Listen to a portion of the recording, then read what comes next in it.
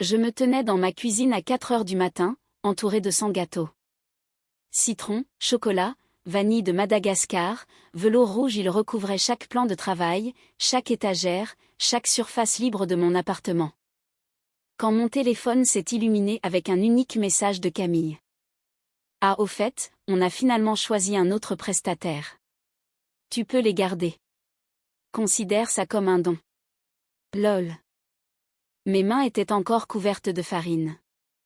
Mon dos me lançait après 36 heures passées à pâtisser presque sans dormir. Et quelque part entre la 3e et la 4e lecture de ce message, quelque chose en moi a cessé d'avoir le cœur brisé pour devenir autre chose. Ma belle-sœur venait de commander 100 gâteaux à mon salon de thé avant d'annuler à la dernière minute. Et c'était de loin la pire erreur qu'elle ait jamais faite. Je m'appelle Élodie et je possède un petit salon de thé à Lyon appelé l'Alouette et Fleurs. C'est un endroit modeste, 14 tables, une vitrine à pâtisserie et une cuisine si étroite que 2 personnes s'y cognent sans arrêt les coudes. Mais cet endroit est à moi. Je l'ai construit grâce à un petit prêt professionnel, un classeur de recettes que je remplis depuis mes 19 ans et une dose d'obstination absurde qu'on ne comprend que lorsqu'on a déjà trop investi pour faire demi-tour. J'ai 34 ans.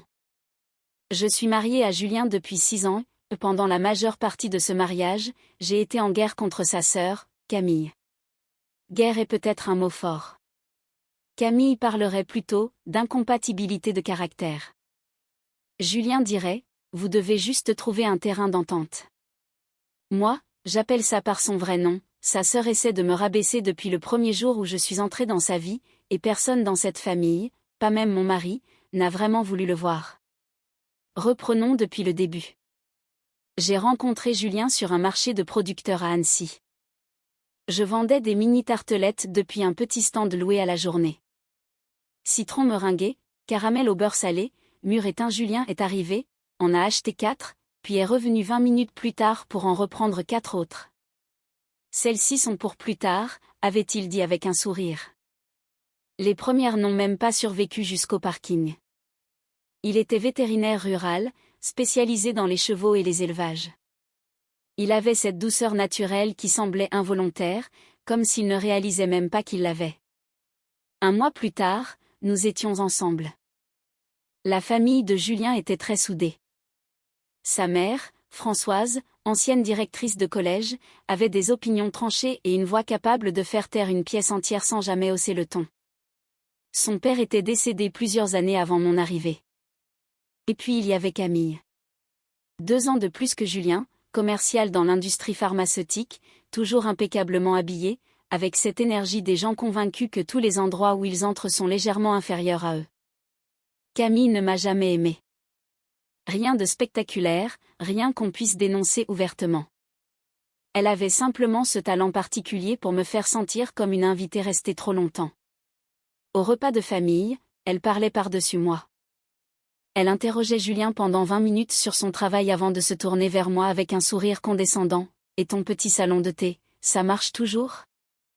Un jour, je l'ai entendu dire à Françoise qu'elle était surprise que Julien n'ait pas fini avec quelqu'un plus de son niveau. Quand j'en ai parlé à Julien, il a soupiré, « c'est juste Camille. Elle est comme ça avec tout le monde. » Non. Elle était comme ça avec moi. J'ai compris avec le temps que la cruauté la plus dangereuse est celle qui reste assez discrète pour être niée. Celle qui fait passer la victime pour le problème dès qu'elle ose la nommer. Mon salon de thé était mon seul refuge durant ces premières années. J'avais lancé l'Alouette et Fleurs, avec presque rien, un vieux four professionnel acheté d'occasion sur Internet, des tables récupérées qu'on avait rénovées dans le garage avec Julien. Et mon amie Sarah qui avait accepté de travailler à temps partiel pour un salaire ridicule simplement parce qu'elle croyait en moi. Sarah avait été ma colocataire après la fac. Une femme capable de glacer un gâteau 3 étages tout en démolissant le caractère de quelqu'un dans la même phrase. Ta belle-sœur est un serpent, m'avait-elle lancé un après-midi en décorant un gâteau d'anniversaire derrière le comptoir. Non, juste un serpent en blazer avec un brushing parfait, avait-elle corrigé. Élodie, elle a dit à ta belle-mère que tes croissants étaient secs. Tes croissants ne sont pas secs. Tes croissants sont une expérience spirituelle. J'avais ri, mais ça m'avait blessé parce que le commentaire avait fini par revenir aux oreilles de Françoise, qui l'avait mentionné avec désinvolture au déjeuner du dimanche pendant que Julien restait silencieux. Il ne se taisait pas par méchanceté. Il se taisait parce qu'il avait grandi dans une famille où les pics de Camille faisaient partie du décor. On ne déplaçait pas les meubles. On apprenait simplement à contourner les angles. Les choses sont devenues plus difficiles vers la 3e année du salon. L'entreprise survivait à peine. Chaque nuit, je restais éveillée à faire des calculs mentalement, le loyer, les charges, les matières premières, les salaires, le remboursement du prêt pendant que Julien dormait paisiblement à côté de moi sans savoir à quel point nous étions proches du gouffre. Je ne lui disais pas tout. Il avait déjà son cabinet vétérinaire et ses propres responsabilités. Je ne voulais pas que mon rêve devienne ce qui nous entraînerait tous les deux sous l'eau. Sarah, elle, avait compris. Elle avait remarqué quand j'avais arrêté d'acheter la bonne vanille. Quand j'avais commencé à réutiliser le papier cuisson. Un matin, elle m'a coincé dans la chambre froide. À quel point c'est grave? Ça va. Tu portes le même tablier qu'hier et il n'y a pas de commande de beurre prévue. Alors dis-moi la vérité. J'ai fini par avouer, si on n'a pas un très bon trimestre, je vais devoir envisager de fermer. Elle m'a regardé longtemps avant de répondre, on ne ferme pas. On trouvera une solution. C'est à ce moment-là que Camille s'est fiancée. Elle sortait avec un homme nommé Alexandre, banquier d'affaires, épaules larges, sourire arrogant, le genre d'homme qui appelle toutes les femmes « ma belle » en pensant être charmant. Ils se sont fiancés en décembre et, dès janvier, Camille était entrée en mode organisation de mariage obsessionnel. 300 invités, château près de Bordeaux, lustre gigantesque selon elle, ce serait le mariage de l'année. Je ne m'attendais pas à ce qui allait suivre. Parfois, ce qui ressemble à une opportunité n'est que l'appât avant le piège. Et le pire, c'est qu'on y entre avec gratitude. En février, Camille m'a appelé. Pas un message. Un appel. Ça aurait déjà dû m'alerter. Élodie, je réfléchissais au dessert du mariage et j'aimerais soutenir ton salon de thé. J'aimerais commander 100 mini-gâteaux pour la réception. Différents parfums, élégants, raffinés, qu'est-ce que tu en penses?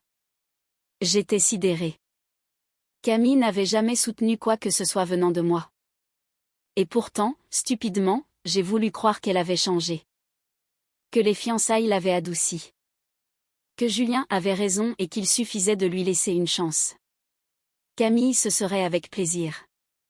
Je vais te préparer un devis. Oh, ne t'embête pas avec ça. Tarif famille, non? Je te fais confiance. Ces mots, je te fais confiance, ont réchauffé quelque chose en moi. Ce soir-là, j'en ai parlé à Julien, et il a souri, tu vois. Elle change enfin. Je me suis investie corps et âme dans cette commande. Pendant 3 semaines, j'ai créé des saveurs, testé des associations, imaginé des mini-gâteaux comme de véritables œuvres d'art. Sarah et moi travaillions après la fermeture, dessinant des croquis, calculant les quantités. J'ai commandé du chocolat haut de gamme, de la vraie vanille, des fruits frais que je ne pouvais normalement pas me permettre. J'ai dépensé près de 4 000 € que je n'avais pas, parce que même avec une grosse réduction familiale, cette commande me permettrait enfin de respirer pour la première fois depuis 1 an. Le mariage était prévu mi-avril. Camille m'avait confirmé 3 fois par message que les gâteaux devaient être prêts le vendredi pour une livraison le samedi matin au château. 3 confirmations. 3 pouces levés en réponse. 2 semaines avant le mariage, nous avons commencé la production. Sarah a pris des heures supplémentaires. J'ai embauché une étudiante en école hôtelière, Manon, appliquée et enthousiaste. Pendant 12 jours, nous avons travaillé sans relâche. Mes mains se crispaient. Mon dos me faisait tellement souffrir que j'ai fini par pâtisser assise sur un tabouret. Julien venait parfois avec des repas chauds et des bouillottes. Je suis fière de toi, me disait-il. Et moi, je pensais, ça y est. Les choses vont enfin s'arranger. Le jeudi soir avant la livraison, j'ai terminé la dernière fournée. 100 gâteaux. Emballés, étiquetés, parfait. J'ai pris une photo et l'ai envoyée à Camille avec le message « Tout est prêt pour demain ». Ils sont magnifiques. 3 heures plus tard, à 1 heure du matin, mon téléphone a vibré. Ah, au fait, on a finalement choisi un autre prestataire. Tu peux les garder. Considère ça comme un don. Lol. Je l'ai lu 4 fois. Puis je me suis assise au milieu des boîtes de gâteaux et j'ai pleuré sur le sol de ma cuisine. Il y a un moment précis où quelqu'un vous montre exactement qui il est. Pas par accident. Pas sous le coup de la colère. Mais volontairement. Et à cet instant, vous devez choisir, est-ce que vous allez vous briser ou construire quelque chose avec ce qu'on vient de vous faire? Je n'ai pas dormi. J'ai appelé Julien à 6 heures du matin. Il était déjà réveillé pour partir dans un haras. Elle a annulé la commande. Quoi? Quand? Cette nuit. Par message. Elle dit qu'ils ont pris un autre prestataire. Ça n'a aucun sens. Le mariage est dans 2 jours. Julien, j'ai dépensé 4 000 €. J'ai 100 gâteaux dans ma cuisine sans savoir quoi en faire. Silence.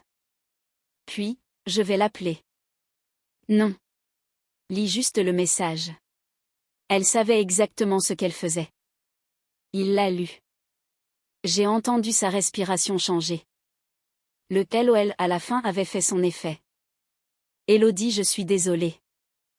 Je n'ai pas besoin d'excuses. J'ai besoin que tu arrêtes de dire qu'elle est juste comme ça. Elle a fait ça exprès. Elle savait combien ça me coûterait. Et pour la première fois en 6 ans, il ne l'a pas défendue. Ce matin-là, Sarah est arrivée au salon, a vu les gâteaux et a demandé « Qu'est-ce qui s'est passé ?» Je lui ai montré le message. Elle l'a lu une fois, a posé mon téléphone et a dit 3 mots « On les vend ». À qui? On est vendredi matin. Je ne vais jamais écouler 100 gâteaux. Regarde-moi faire. Sarah s'est jetée sur les réseaux sociaux.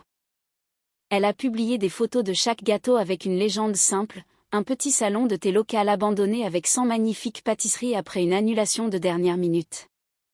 Premier arrivé, premier servi. Prix exceptionnel. Manon a partagé. Nos habitués aussi. À 9 heures du matin, la publication avait déjà été repartagée plus de 600 fois. À 10 heures, une file d'attente faisait le tour du pâté de maison devant l'Alouette et Fleurs. Les gens entraient et achetaient 2, 3, 5 gâteaux à la fois. Une responsable d'association en a pris 20 pour un événement. Un père de famille en a acheté 12 pour la kermesse de l'école de sa fille. Tout le monde prenait des photos et publiait. Une blogueuse culinaire lyonnaise nommée Claire Sutton, que je ne connaissais même pas, est arrivée avec sa caméra, a goûté le gâteau citron et a déclaré « C'est la meilleure chose que j'ai mangée cette année. Je vais écrire un article dessus. » À 14 heures, les 100 gâteaux avaient disparu. Mieux encore, vendus au prix fort. Sarah les avait tarifés individuellement plus cher que le devis prévu pour Camille et personne n'avait protesté. Nous avons gagné 6 000 €. Plus que ce que le mariage devait nous rapporter. Manon remplissait les serviettes derrière le comptoir quand elle m'a demandé « Élodie, tu as vu la page du salon ?» Je ne l'avais pas regardée. 300 nouveaux abonnés. Des dizaines d'avis. Des gens qui nous taguaient, partageaient notre histoire, parlant du petit salon de thé qui avait transformé un désastre en victoire. L'article de Claire Sutton est sorti le soir même. Le lendemain matin, 2 sites gastronomiques régionaux le relayaient déjà. Le téléphone n'arrêtait plus de sonner. Le mariage de Camille s'est apparemment bien déroulé. Françoise l'a mentionné poliment. Je n'y suis pas allée. Julien y est allé seul. Quand il est rentré, il s'est laissé tomber sur le canapé et m'a dit « Le buffet des desserts était composé de gâteaux industriels du supermarché. » Camille racontait à tout le monde que son prestataire l'avait lâché au dernier moment. Je l'ai regardée. Elle réécrit déjà l'histoire. Bien sûr. J'ai remarqué que les gens qui sabotent les autres ont toujours une deuxième version prête. Une version où ils sont les victimes. Où tout leur arrive. Où personne ne peut prouver qu'ils tenaient le couteau. Mais dans les petites villes, les gens parlent. Et cette publication n'avait pas seulement vendu des gâteaux. Elle avait raconté une histoire. Les gens savaient qu'une mariée avait abandonné une petite pâtisserie à la dernière minute. Le nom de Camille n'était pas cité, mais il n'était pas difficile de faire le lien pour ceux qui réfléchissaient un peu. Et beaucoup réfléchissaient. 2 semaines après le mariage, Françoise m'a appelé. Pas Julien. Moi. C'était une première. Élodie, j'aimerais passer au salon. Juste pour discuter. Elle est venue un mercredi après-midi, a commandé un cappuccino et s'est installée dans le coin près de la fenêtre. Je me suis assise en face d'elle. Camille m'a dit que c'était toi qui avais annulé la commande. Ce n'est pas ce qui s'est passé. Je sais. Le cousin d'Alexandre m'a montré les publications sur Internet. Ensuite j'ai interrogé Camille et elle m'a raconté 3 versions différentes en 10 minutes. Quand quelqu'un change 3 fois d'histoire, c'est qu'aucune n'est vraie. Je l'ai laissé continuer. Je te dois des excuses. Pas seulement pour cette histoire. Pour des années entières où j'ai préféré ne pas voir certaines choses parce que c'était plus facile ainsi. Camille a toujours été difficile. Et j'ai passé ma vie à lui trouver des excuses parce qu'elle est ma fille. Qu'est-ce qu'elle est exactement? Françoise a baissé les yeux vers sa tasse. Quelqu'un qui a besoin que les autres soient plus petits pour avoir l'impression d'exister. Et c'est moi qui ai élevé ça. C'était la phrase la plus honnête qu'elle m'ait jamais dite. Je l'ai remerciée. Je ne lui ai pas dit que tout allait bien, parce que ce n'était pas le cas. Mais je l'ai remerciée de l'avoir reconnu. Après ça, les choses ont changé d'une manière que je n'avais pas prévue. Julien a fini par confronter Camille. Je n'étais pas présente, mais il m'a raconté. Il lui a dit que ce qu'elle avait fait était volontaire, cruel, et que tant qu'elle ne me traiterait pas avec un minimum de respect, elle ne serait plus la bienvenue chez nous. Camille a pleuré. Elle a dit que je montais toute la famille contre elle. Que j'étais trop sensible. Que l'annulation n'était qu'un malentendu. Julien n'a pas cédé. Pour la première fois de sa vie. Alexandre, à son crédit, semblait embarrassé par toute cette histoire. Il a appelé Julien pour lui dire, pour ce que ça vaut, je ne savais pas qu'elle allait faire ça. Je pensais que la commande était réelle. Était-ce vrai? Je n'en sais rien. Mais la version de Camille, celle où elle était la pauvre mariée trahie et moi la prestataire peu fiable, commençait à s'effondrer chaque fois qu'elle la racontait. Camille ne s'est jamais excusée. 1 mois plus tard, elle m'a simplement envoyé un message, je pense qu'on devrait passer à autre chose pour le bien de la famille. Je n'ai jamais répondu. Cela fait maintenant 11 mois. L'Alouette et Fleurs a changé. L'article de Claire Sutton nous a ouvert les portes d'un magazine régional. Nous ne sommes pas riches, mais nous ne survivons plus. Nous grandissons. Camille et Alexandre ont déménagé après le mariage à cause du travail d'Alexandre. Françoise dit qu'ils vont bien. Je ne demande pas de détails et elle n'en donne pas. Julien parle encore parfois à sa sœur, mais leur proximité a disparu. Un soir, allongé dans le noir à côté de moi, il m'a murmuré, j'ai passé 30 ans à croire qu'elle était simplement un peu brusque. Je ne déteste pas Camille. La haine demande une énergie que je préfère consacrer au beurre, à la farine et à construire quelque chose de vrai. Mais je ne lui pardonne pas non plus. Et toi, est-ce que quelqu'un a déjà essayé de détruire quelque chose que tu avais construit avant de voir son propre plan se retourner contre lui? Raconte-moi ton histoire dans les commentaires. Et si cette histoire t'a donné envie d'encourager l'outsider, n'hésite pas à laisser un like et à t'abonner. Je partage des histoires comme celle-ci tous les jours et crois-moi, tu ne voudras pas manquer la prochaine.